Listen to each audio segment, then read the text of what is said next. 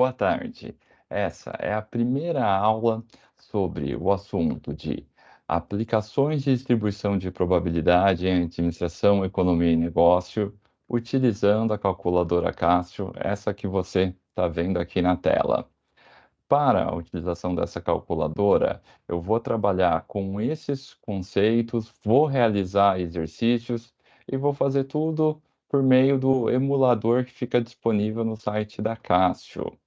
Inclusive, onde que fica esse simulador? Mostrando aqui para vocês, você consegue achar ele aqui e põe, agora sim, consegue achar aqui, né, no classpad.net. E nesse site eu vou conseguir mostrar para vocês as diversas funções da calculadora Cássio. E aqui a gente vai trabalhar bem com essa parte das distribuições, também a gente vai ver aqui o uso da ferramenta de estatísticas, a gente vai usar aqui também Table, ou seja, a gente vai trabalhar bastante aqui com ela. Mas, antes da gente começar a trabalhar com ela, a gente vai primeiro ver alguns conceitos sobre o que é uma distribuição de probabilidade e também o que são variáveis aleatórias. Em relação a variáveis aleatórias, né, começando esse primeiro conceito com vocês, aí eu gosto de pensar bem assim, a gente tem variável, que a gente já viu isso em todas as aulas de matemática, de um ensino fundamental, de um ensino médio, e a variável era sempre o quê, né? A variável era sempre algo que não era constante, ela aparecia em uma função, ela aparecia até em uma equação, era aquele x que a gente estava acostumado a ver, aquela incógnita, mas agora a gente tem essa outra palavrinha a mais, que tem o aleatório, que está sendo um adjetivo aqui para gente, né? O quanto que essa palavra aleatória muda o conceito de variável. Então vamos lá, olha, a variável aleatória se trata do quê ali? Se trata de um conjunto de valores, os quais estão associados a valores probabilísticos. Onde que a gente costuma ver variáveis aleatórias? Pode ser num resultado de um experimento de laboratório, pode ser num fenômeno da natureza, de forma mais específica, né? Você pode fazer um projeto que você vai estar testando algo em laboratório. Ah, será que esse medicamento funciona sim ou não? Pode ser em coisas mais simples até. Ah, vou jogar um dado. Qual que é o resultado desse experimento? Ah, pode sair as faces um, 2, 3, 4, 5, 6. Cada um desses resultados está associado a valores probabilísticos. Pode ser também fenômenos da natureza, uma natureza econômica. Quais são os valores que eu posso ter para o câmbio amanhã? Tipo, quanto que vai estar meu dólar? E quais são daí as probabilidades associadas a cada um desses valores? Dessa forma, a gente tem o conceito de variável aleatória. Então aqui, né, até deixei já desenhado esses dois diagramas de Venn, a gente pode colocar aqui, eu posso ter o valor um, posso ter o 2, posso ter o 3. Cada um desses valores eu posso associar também a uma probabilidade, por exemplo, 30, aqui vou colocar 50 e aqui 20%, tá? Essa associação de valores aqui faz eu ter a minha variável aleatória. Então, esse é o primeiro conceito que a gente tem. Depois, a gente tem o segundo conceito, distribuição de probabilidade, que usa isso também da variável aleatória, né? Se a variável aleatória faz ali essa associação entre valores numéricos com valores probabilísticos, a distribuição de probabilidade, ela passa a focar na organização desses valores. Como assim, né? A gente tem o caso das distribuições de probabilidade mais famosas. A gente tem a binomial, a gente tem a normal, tem a Poisson. A normal, inclusive, vai ter 2 vídeos só para ela, mais para frente. Mas, então, quando eu falo, então, de distribuição de probabilidade, eu posso pensar no quê? Que é como são organizados os valores valores não, até melhor, deixa assim, os resultados das variáveis aleatórias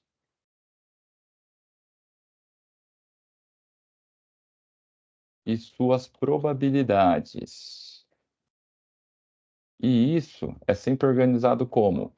Por meio daí de funções matemáticas. Para a gente entender um pouquinho melhor, vamos pegar aqui uma primeira questão que eu vou trabalhar aqui nesse vídeo.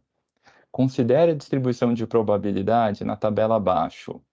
Eu consigo ver que eu tenho esses resultados para x, para minha variável aleatória, 20, 25, 30, 35, e vejo aqui esses valores de probabilidade. Ah, então assim eu estou tendo o quê, então? Uma organização dessa variável x com esses valores de probabilidade. E, a partir disso, a gente pode daí já começar a responder algumas perguntas sobre essa variável x aqui, como por exemplo a primeira: qual a probabilidade de x ser igual a 30? Então tá bom, eu estou interessado em saber do meu x igual a 30.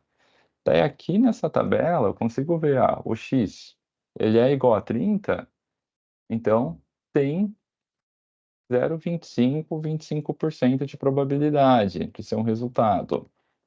Daí no item B, daí já aparece a probabilidade do x ser maior que 30, tá. Aqui na tabela, quando a gente vai ver, tá, ser maior que 30, tá onde? Olha, o único resultado que eu tenho que é maior que 30 é aqui o 35. Ah, então só sobra para mim a probabilidade de 35, que é 0,4. E por último, a gente tem aqui, qual a probabilidade de x ser maior, desculpa, ser menor ou igual que 30? Menor ou igual a 30?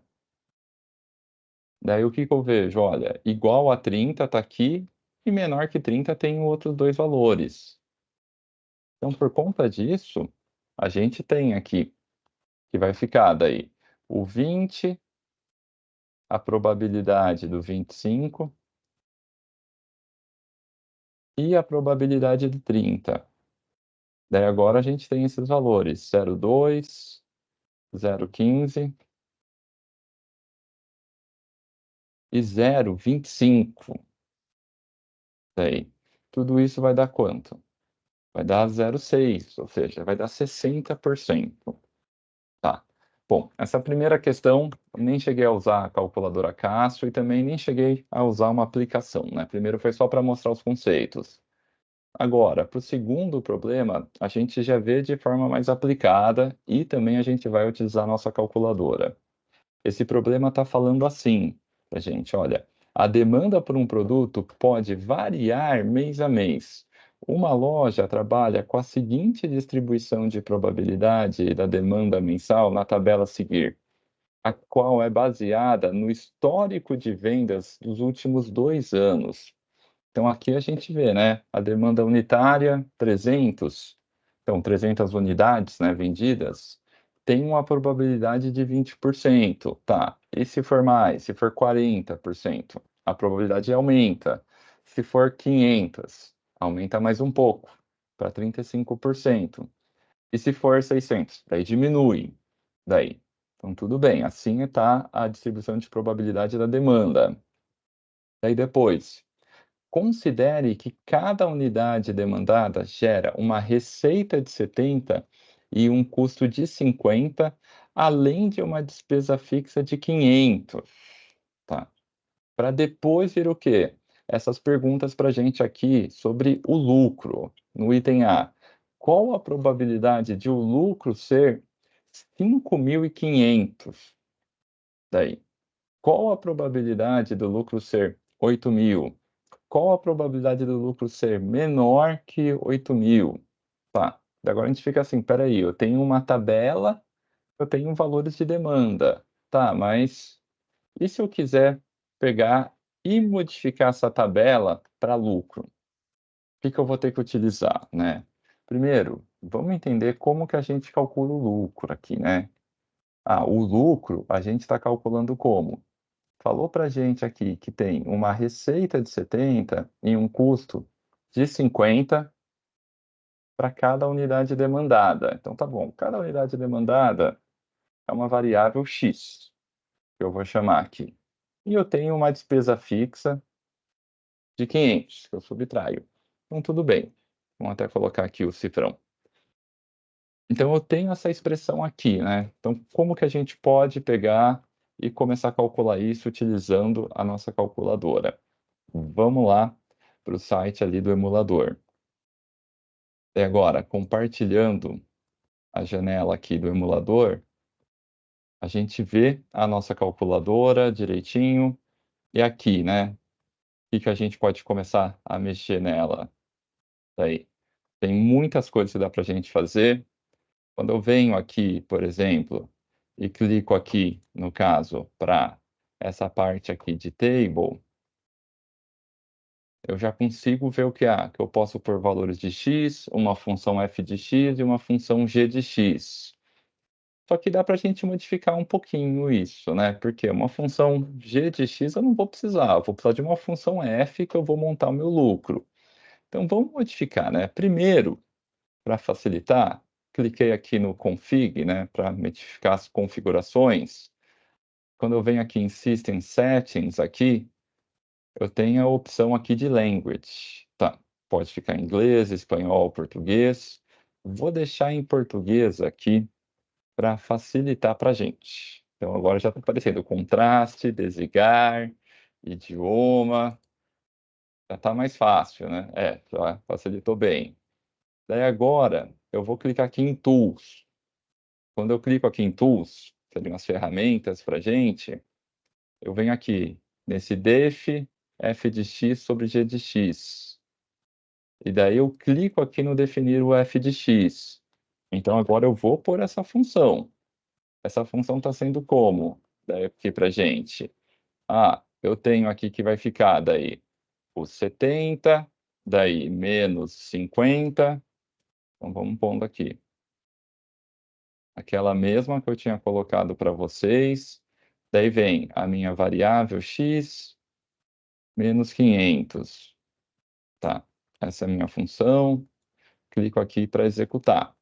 Mas o g de x está marcado nenhum. Então vamos de novo aqui em Tools. Daí quando eu venho aqui em tipo de tabela, eu mudo, olha, eu quero pegar só o f de x. Daqui apertei OK, eu clico aqui em voltar, ó, agora está do jeito que eu quero, né. E quais eram os valores que apareceu para gente ali de demanda, né. Começava no 300, então aqui eu digito o 300, daí olha, o que que aparece no f de x? Já está aparecendo qual que é o lucro correspondente. Daí o próximo valor da demanda era 400. Já está aparecendo também o lucro de 7.500. Daí depois, a gente tem a demanda de 500 e por último, a gente tem essa demanda aqui de 600, tá. Então assim, clicar aqui para cima, e daí aparece os 4 valores. Olha, para esses 4 valores de demanda, eu já consigo ver esses 4 valores de lucro. Isso é uma coisa bem legal dessa calculadora, que a gente pode até ou melhor, a gente poderia colocar até para mais linhas, se fossem necessárias, mas como são só 4 valores, nem precisei modificar nisso, eu já consigo ver como que fica para cada uma dessas saídas da variável x, a minha função de lucro. Bom, feito isso, vamos voltar lá para aquela lousa, e nessa lousa agora, eu vou colocar então uma nova modificação dessa tabela, né. Então, a gente pegou aqui e utilizou essa função de lucro, tá. Então, vamos fazer uma modificação aqui, olha, o meu lucro, quais são os valores que eu tenho nessa situação? A calculadora Cássio falou para gente que a gente pode ter um lucro de 5.500. Então vai ficar assim, a demanda de 300 tem um lucro de 5.500 e logo uma probabilidade de 20%. Depois também, e a demanda de 400? aqui vai ficar associado o lucro de 7.500, a demanda de 500 vai ter o lucro de 9.500 e a de 600, daí vai ficar de 11.500. Bom, então, construir mais uma coluna aqui, daí agora eu consigo pegar e responder essas perguntas. Daí a primeira pergunta aqui: qual a probabilidade do lucro ser de 5.500? Tá, a probabilidade do lucro, vamos falar aqui meu lucro L, ser de 5.500, eu consigo ver aqui na tabela. Ah, é 20%. Então eu posso vir aqui e responder. 0,2. Daí depois, daí, qual a probabilidade do lucro ser de 8.000? O valor de 8.000, quando eu procuro ele aqui na tabela, o que que eu vejo daí? Olha, ele não aparece para mim. Ah, então essa probabilidade é zero. Até corrigindo aqui, né, são 8.000, escrevi 800. Daí, já no item C, a probabilidade do lucro ser menor que 8.000. Tá, menor que 8.000 eu consigo calcular sem problema. Daí o meu lucro menor que 8.000, eu consigo ver o que? Olha, menor que 8.000 eu tenho os 7.500 e os 5.500. Então vai ficar a probabilidade do lucro ser 7.500 mais a probabilidade do lucro ser 5.500. Então vai ficar daí, no caso, o 0,3 mais 0,2, que dá 50%. Assim. E a última pergunta: qual a probabilidade do lucro ser menor que 10.000? Tá. O 10.000 não está aparecendo aqui, mas não é um problema, né. Por quê? Porque eu quero menor que 10.000 e eu tenho 3 valores que são menores que 10.000. Então aqui vai ficar o 5.500 mais o 7.500 e o 9.500. Então logo a gente vai ter aqui 0,2 mais 0,3 mais 0,35. E isso daqui vai ficar 0,85, ou seja, 85%. Bom, por fim, a gente encerra a aula nesse momento e a gente já tem aqui uma primeira aplicação com a calculadora Cássio sobre os conceitos de probabilidade, mais especificamente, variável aleatória e distribuição de probabilidade.